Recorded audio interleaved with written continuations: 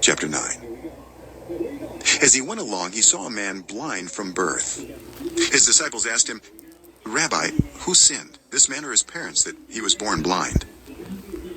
"Neither this man nor his parents sinned," said Jesus. "But this happened so that the works of God might be displayed in him. As long as it is day, we must do the works of him who sent me. Night is coming when no one can work. While I am in the world, I am the light of the world." After saying this, he spit on the ground, made some mud with the saliva, and put it on the man's eyes. "Go," he told him, "wash in the Pool of Siloam." This word means sent. So the man went and washed, and came home seeing. His neighbors and those who had formerly seen him begging asked, "Isn't this the same man who used to sit and beg?"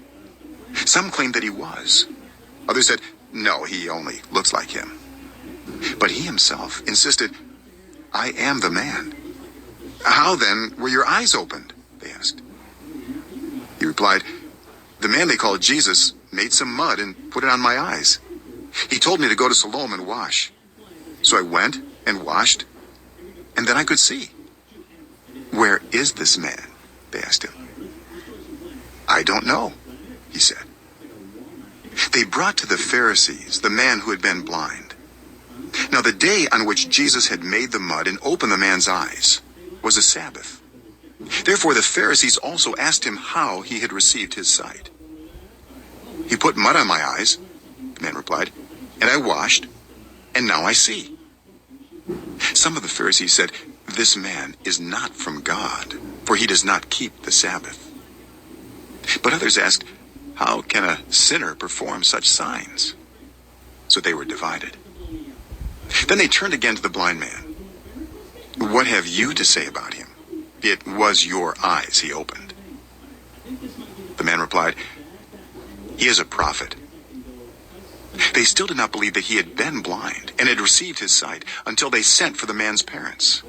"Is this your son?" they asked. "Is this the one you say was born blind? How is it that now he can see?" "We know he is our son," the parents answered, "and we know he was born blind. But how he can see now or who opened his eyes, we don't know.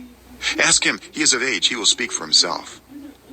His parents said this because they were afraid of the Jewish leaders, who already had decided that anyone who acknowledged that Jesus was the Messiah would be put out of the synagogue. That was why his parents said, "He is of age, ask him." A second time, they summoned the man who had been blind. "Give glory to God by telling the truth," they said. "We know this man is a sinner." He replied, "Whether he is a sinner or not, I don't know. One thing I do know, I was blind, but now I see." Then they asked him, "What did he do to you? How did he open your eyes?" He answered, "I have told you already, and you did not listen. Why do you want to hear it again? Do you want to become his disciples too?" Then they hurled insults at him and said, "You are this fellow's disciple. We are disciples of Moses. We know that God spoke to Moses. But as for this fellow, we don't even know where he comes from." The man answered, "Now that is remarkable. You don't know where he comes from, yet he opened my eyes. We know that God does not listen to sinners. He listens to the godly person who does his will. Nobody has ever heard of opening the eyes of a man born blind. If this man were not from God, he could do nothing." To this they replied, "You were steeped in sin at birth. How dare you lecture us?" And they threw him out. Jesus heard that they had thrown him out. And when he found him, he said, "Do you believe in the Son of Man?" "Who is he, sir?" the man asked. "Tell me so that I may believe in him."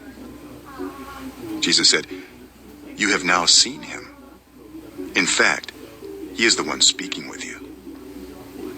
Then the man said, "Lord, I believe." And he worshipped him. Jesus said, "For judgment I have come into this world, so that the blind will see, and those who see will become blind." Some Pharisees who were with him heard him say this and asked, "What? Are we blind too?" Jesus said, "If you were blind, you would not be guilty of sin. But now that you claim you can see, your guilt remains."